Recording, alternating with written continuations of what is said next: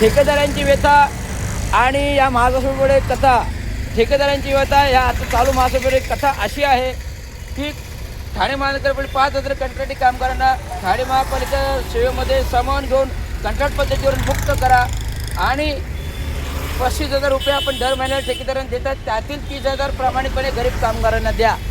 आता मी काय सांगितलं, मिनिमम वेज 28,000 म्हणजे माझं कॅल्क्युलेशन बरोबर आहे.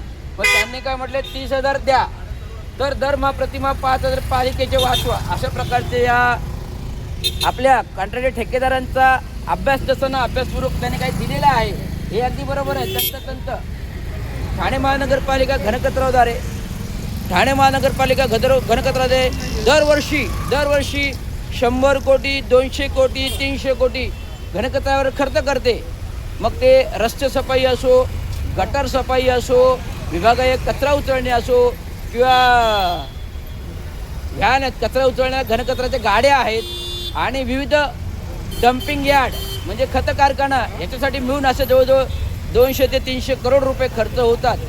तर आपण हे दरवर्षी खर्च करतो आणि वाया घालवतो. या ठेकेदार कॉन्ट्रॅक्ट पद्धतीचं म्हणणं आहे की आम्हाला जर ठेकेदारांना म्हणजे ठेकेदाराकडे जे कर्मचारी म्हणजे महापालिकेने कॉन्ट्रॅक्ट पद्धतीने घेतले तर प्रामाणिकपणे काम होईल आणि जे ठेकेदाराच्या घशात पैसे जातात ते महानगरपालिकेचे जे निम्म्याहून अधिक पैसे वाचले जातील घनकचऱ्यातून. मग जो 300 कोटी खर्च होतो 150 कोटी खर्च येईल, जो 100 कोटी खर्च होतो तो 50% वर येईल. म्हणजे अशा प्रकारे तो जो पैसा ठेकेदारांच्या खिच्यामध्ये जातो तो प्रामाणिकपणे घनकचरा आपल्याकडे काम करणाऱ्या प्रामाणिक कर्मचाऱ्यांना मिळतो. आज कोविडपासून दुर्धर परिस्थिती झाली. कोविडमध्ये सुद्धा ह्या लोकांनी मरेपर्यंत काम केलं, परंतु कुठल्याही सुविधा अद्याप दिलेल्या नाही. आपण मोठं आंदोलन केलं मागच्या 6 महिन्यापूर्वी. आमदार संजय केळकर साहेब विधानसभेचे त्यांनी म्हणणे मांडले, आंदोलने मांडली, तुम्ही आणि सगळ्या 5 मागण्यांचा विचार करू. अद्यापर्यंत काही झालेले नाही.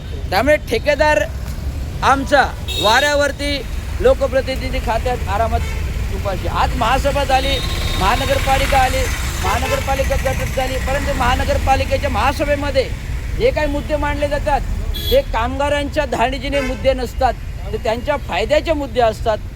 नगरसेवकांच्या फायद्याचे मुद्दे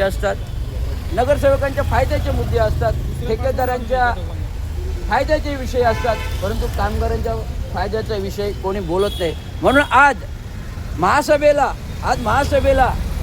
दर्शवण्यासाठी आज आमच्या इथे कंत्राटी कामगार फलक घेऊन उभे आहेत आणि नियमानुसार माननीय महापौर नवनियुक्त, उपमहापौर नवनियुक्त आणि उपमुख्यमंत्री आणि पालकमंत्री, नगरविकास मंत्री यांची दखल घ्यावी. एक सांगतो, मागील दिवाळीमध्ये ज्यावेळेस बोनस झाला, मी मुख्यमंत्री जेव्हा आचारसंहितेला भेटलो तेव्हा मुख्यमंत्री मला स्वतः बोलले, कामगारांचे जे प्रश्न आहेत ते मला सांगा, आम्ही त्यांच्यासोबत आहे. परंतु आधी देखील मुख्यमंत्री आणि आताचे उपमुख्यमंत्री DCM सोबत असून देखील कामगारांवर अन्याय होतोय.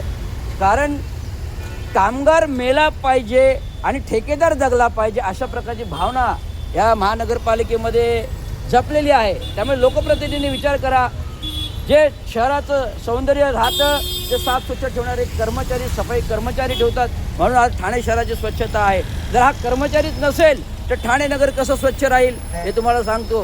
केवळ महासभाद्वारे नगरसेवकांनी जे काही त्यांचे स्वार्थी प्रश्न उपस्थित करून नगराचा विकास होत नसतो, तर नगराचा खरा विकास होतो तर ह्या कर्मचाऱ्यांमुळे, सफाई कर्मचाऱ्यांमुळे होते. साफ स्वच्छता, आरोग्याचा प्रश्न असतो जो सफाई कर्मचाऱ्यांमुळे होतो साफ होतो. येणारा पावसाळा असो, आता पुढील वर्षी लगेच आता एप्रिल मे पावसाळा येईल, तर आवश्यकता कोणाची असते? घनकचरा लोकांची आवश्यकता असते. पावसाळ्यात मरेपर्यंत गटारात, घाणीत, नाल्यात कोण उतरतो? तो सफाई कर्मचारी कॉन्ट्रॅक्टवर होतात. हे सगळं मी अनुभवलेले एक अधिकारी असताना. त्यामुळे कामगारांच्या मागण्यांचा जरूर विचार करावा. प्रशासनातील लोकप्रतिनिधी 131 आलेले आहेत, त्यांनी या जरूर कॉन्ट्रॅक्ट पद्धतीचा आणि अधिकारी म्हणून आयुक्त सौरभ राव यांना विनंती आहे की मी वारंवार हे मुद्दे माझे पत्राद्वारे लिखित पत्र दिलेले आहे की ठेकेदारी पद्धत जी 1995 पासून राबवली ती कायमस्वरूपी बंद करा आणि ठेकेदारी पद्धतीमध्ये जे कामगार कॉन्ट्रॅक्टमध्ये करताना कायमस्वरूपी सेवेमध्ये घ्या, असं माझं जाहीर निवेदन मी केलेलं आहे. आणि त्यांना नियमित वेतन जो मिनिमम वेजेस आहेत आणि 30,000 दिले, जो मिनिमम 28,000 आहे तो 30,000 आहे. त्यातील जो निधी ठेकेदाराच्या घशात जातो 10,000, जो पूर्णतः निधी या कर्मचाऱ्यांना मिळेल अशा प्रकारचं मी महापालिकेच्या महासभेपुढे यांचे विवंचन याचना कर्मचाऱ्यांच्या मागणी ऐकायला आहे. कामगार युनियन नेता आणि संजय केळकर कामगार मित्र यांनी वारंवार हे आपले मुद्दे मांडलेत, तरी अशी का वेळ येते की कर्मचाऱ्यांना रस्त्यावर उभी राहण्याची?